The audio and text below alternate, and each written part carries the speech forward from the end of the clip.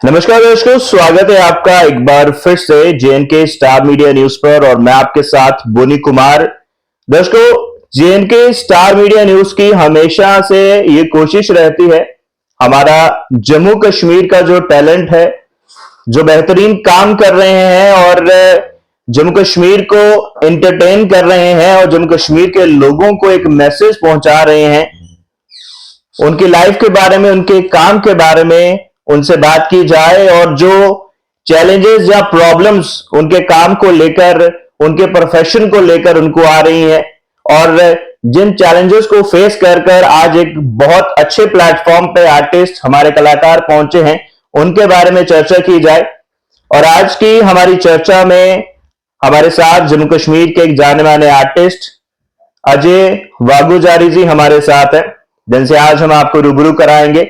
और इनके काम की बात करें तो बेहतरीन काम इन्होंने किया है, कई सारी शॉर्ट मूवीज में इन्होंने काम किया है, फीचर्स अगर हम बात करें, इसके साथ साथ कई सारे प्लेज में इन्होंने काम किया है और डिफरेंट लैंग्वेजेस में इन्होंने काम किया है। कश्मीरी की हम बात करें, डोगरी की मैं बात करूं, हिंदी की बात करें, ओए जस्सी जस्सी ओए आपने जरूर देखी होगी, उसमें अजय जी ने काम किया है। इसके अलावा शिकंजा जो शॉर्ट मूवी है उसमें इन्होंने काम किया है। माता रूप भवानी एक शॉर्ट मूवी है, उसमें भी इन्होंने काम किया है और कई सारी चीजें जो है इन्होंने की हैं अपनी लाइफ में और एक बहुत अच्छे प्लेटफॉर्म पे अभी ये पहुंचे हैं और इनकी लाइफ को लेकर हम इनसे बात करेंगे। सर, बहुत बहुत स्वागत है आपका जेएनके स्टार मीडिया न्यूज पर। थैंक यू भानु कुमार जी और जेके स्टार न्यूज का, जिन्होंने मेरे को एक प्लेटफॉर्म दिया फर्स्ट टाइम बात करने के लिए, इंटरव्यू के लिए। Thank you sir. शुरुआत यहां से करेंगे, आपका नाम अजय वागुजारी। पहले तो मैं चाहूंगा, क्योंकि मेरे लिए ये नया है, मैं चाहूंगा मोस्टली हमारे व्यूवर्स को बिल्कुल पता होगा, मैं चाहूंगा वागुजारी जो है उसका मतलब क्या है और इसके पीछे की कहानी जो है, क्योंकि हर नाम के पीछे एक कहानी होती है, हर पर्दे के पीछे कोई कहानी होती है, तो मैं चाहूंगा उसके बारे में थोड़ा सा बताएं पहले। बोनी जी, ऐसा है कि अजय तो कॉमन नेम है, हाँ, वागुजारी एक पर्टिकुलर से कुछ कॉमन नेम नहीं है, कॉमन है। इसमें ऐसा है कि बेसिकली हम दर्ज होते हैं कश्मीरी पंडित, तो हमारे जो ग्रेट ग्रैंडफादर्स थे तो वो वागुजार का काम करते थे। वागुजार एक उर्दू का वागुजार एक उर्दू का वर्ड है जी, कि आपने सुना होगा, मैं भी कहीं एक्चुअली इशू कर दिया है, जैसे हम बोलते हैं ना कि government has issued this much amount, जी जी जी, तो वैसा ही है वागुजार, सरकार ने आज इतना करोड़ वागुजार कर दिया, तो वागुजार मतलब इशू कर दिया, तो वो हमारे ग्रेट ग्रैंडफादर्स करते थे। तो उनके वो जो दर के साथ में वो ब्रैकेट में रिकॉग्नाइज करने के लिए वो वागुजारी लगा देते थे, तो वहां से वो दर हट गया और वागुजारी जुड़ गया। ओके। तो वहां से फिर वो चल रहा है वागुजारी वागुजारी, तो वहां से चल रहा है। तो फिलहाल काफी एक लाइक 1993 से मुझे लगता है शायद आपने अपना करियर जो है वो शुरू किया है। वो कैसे लाइक आपका थिएटर की तरफ, एक्टिंग की तरफ जो है आपका रुझान गया, मैं चाहूंगा शुरू से जो है वो दर्शकों तक शेयर करें। बचपन से ही था, 5-6 इयर्स का था मैं, तो हम रेडियो कश्मीर और दूरदर्शन कश्मीर में मैं जाता था प्रोग्राम के लिए, बट फिर फादर की ट्रांसफर हो गई 87 में, तो हम उधमपुर आ गए। तो उधमपुर में 92-93 से मैं जुड़ा इस थिएटर से।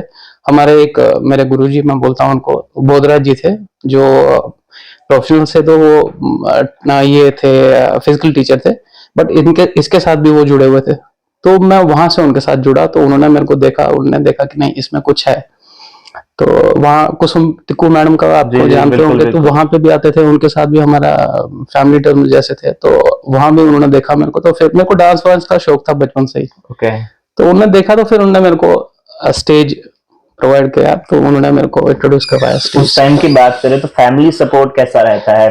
क्योंकि अभी की बात करें तो अभी तो फैमिली खुद बच्चों को फोन्स लेकर देती है, रील्स बनाइए, आप पोस्ट करिए फेसबुक पे, इंस्टा पे आप करिए। उस टाइम का मैं जानना चाहूंगा, उस टाइम फैमिली सपोर्ट कैसा रहता था? उस टाइम पे फैमिली सपोर्ट तो मेरे को, तो अगर आप पर्टिकुलर मेरी बात करोगे, बिल्कुल नहीं था। ओके। मेरे को फैमिली से सपोर्ट नहीं था। अभी थोड़ा बहुत करते हैं, क्योंकि अब वो स्टेज पे आगे तो लगता नहीं है, बट उस टाइम पे फैमिली का सपोर्ट नहीं था, बिल्कुल भी नहीं था। हार्ड था, काफी ज्यादा मोटिवेट करने के लिए, काफी चैलेंजिंग था। सर भी आते थे तो जस्ट लाइक फादर को ऐसा होता था कि ये क्यों आया, ये इसको लेके जाएगा। तो चैलेंजिंग था। हाँ, थिएटर भी उस टाइम पे काफी चैलेंजिंग था, जैसे आज इजीली है सब, तो उस टाइम पे काफी टफ था स्टेज का भी। जी जी। तो कैसे रहा, लाइक मैं चाहूंगा कि जब आप कोई करेक्टर करते थे, कोई लाइक हम जो कोई काम करते हैं, लेकिन कुछ उसमें एक ऐसा करेक्टर होता है जो हमें बहुत ज्यादा पसंद आता है खुद को। मैं चाहूंगा आपको आपका कोई फेवरेट करेक्टर जिसको आप बार बार करना चाहें, उसके बारे में थोड़ा बताइए मेरे कुछ। 2-3 कैरेक्टर हैं। जैसे अभी आप याद करा दिया, आपने पुरानी यादें ताज़ा करा दी। जी जी बिल्कुल। हमारे सर का ऐसा था कि वो ऑन द स्पॉट उनको कोई प्रोग्राम कहीं से कुछ मिल जाता था, कोई प्रोग्राम, जैसे हम आरकेएम में जाते थे पठानकोट में, तो नेशनल लेवल का होता था वहां पे, वो बाहर से भी काफी आते थे। तो वो बोलते थे कि चलना है, जाना है, उस करना है, कुछ कुछ करना है, चलो ये स्टोरी है। उनने स्टोरी बता देनी, फिर हमने गाड़ी में उसको प्रिपेयर करना, तो फिर हम खुद ही कैरेक्टर बना देते थे। तो मेरा एक उस टाइम पे एक डोगरी प्ले था, तोतू पुत्र। ओके। तोतला था मैं उसमें, मैंने वो खुद ही तोतले क्रिएट का किया था। मैंने सर को पूछा, सर ऐसा करेंगे कोई एक दो डायलॉग भी मैं उस चाहूंगा जरूर बताइएगा आप बाद में। बिल्कुल बिल्कुल। जी।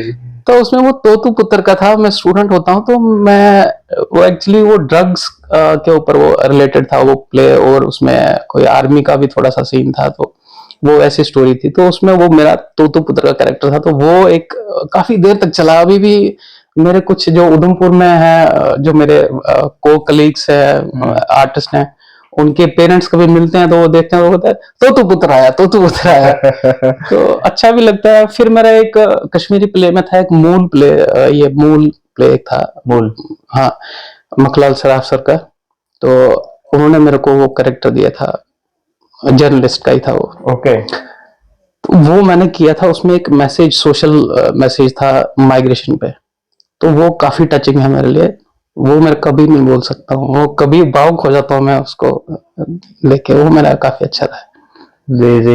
है। तो सर एक और चीज मैं यहाँ पे जानना चाहूंगा, बीच में जब आप काम कर रहे थे, जो मुझे जानकारी है, काफी बीच में एक ब्रेक भी लगा आपको। यस। आपने लोग एकदम किनारा कर दिया, मैं कहूंगा आपके प्रोफेशन से। वो क्या कहानी है, मैं चाहूंगा वो भी थोड़ा सा बताएं। एक्चुअली 99 में मदर की डेथ हो गई, तो स्टडीज वगैरह चल रही थी साथ में। मदर की डेथ हो गई, फिर मैं थोड़ा सा, फादर भी ऐसे थे कि वो भी बेड रिडन थोड़े से हो गए थे, उनका थोड़ा एक्सीडेंट हो गया था, तो वो भी। फिर मैं स्टडीज तो मेरी ऑलमोस्ट, मेरा हाई स्कूलिंग और फिर मेरा डिप्लोमा वो कंप्लीट हो चुका था। फिर मैं आगे फर्दर नहीं कर पाया। फिर सिस्टर ने बोला कि आप बाहर गुजरात बड़ौदा आओ। जी जी। तो वहां मैं जॉब में लग गया। जॉब में इसलिए लग गया कि यहाँ से मैंने कट ऑफ इसलिए किया क्योंकि उस टाइम पे, जैसे आपने स्टार्टिंग में ही बोला, कि काफी टफ था स्टेज में ना। पेमेंट्स फंसती थी, पेमेंट देते होते ही नहीं थी, देते ही नहीं थे। तो कोई देता था, कोई नहीं देता था, तो सरवाइव करने के लिए काफी टफ था। तो फिर फाइनली मैं डिप्लोमा में, डिप्लोमा भी किया है, एजुकेशन भी की है, तो चलो ऐसा करता हूँ, पहले कहीं स्टैंड हो जाता हूँ, फिर मैं देखता हूँ कहीं मैं जाता हूँ बाहर। तो वहाँ गुजरात में भी मैंने काफी ट्राई किया कि मैं स्टेज के साथ जुड़ा रहा हूँ। तो वहां पे मैंने एक गुजराती छोटा सा एक प्ले किया है, छोटा सा रोल था उसमें, एक ही प्ले किया है।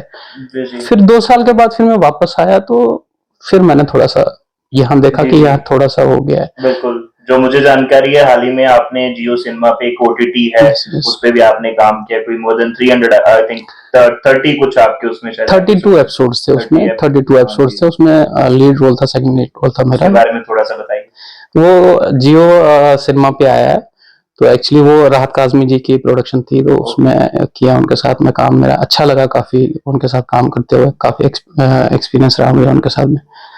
तो देखो, उनके नेक्स्ट प्रोजेक्ट में शायद मेरे को फिर से मौका मिला, क्योंकि वो कह रहे थे कि नेक्स्ट प्रोजेक्ट होगा तो जी जी। एक देखता हूँ। लास्ट में मैं सवाल करना चाहूंगा, देखिए जम्मू कश्मीर के जितने भी रिनाउंड आर्टिस्ट हैं, जो सीनियर आर्टिस्ट हैं, जहाँ भी जिन्होंने स्टार्ट किया है, हर किसी से हम मिल चुके हैं, बात कर चुके हैं, लेकिन एक कॉमन चीज मुझे बार बार एक सुनने के लिए मिलती है, मैं आपसे भी जानना चाहूंगा आपके क्या व्यूज हैं, कि एक आर्टिस्ट के लिए जम्मू कश्मीर के अंदर जो प्लेटफॉर्म्स होने चाहिए, वो कहीं ना कहीं नहीं है। आप कितना सहमत है इसके साथ?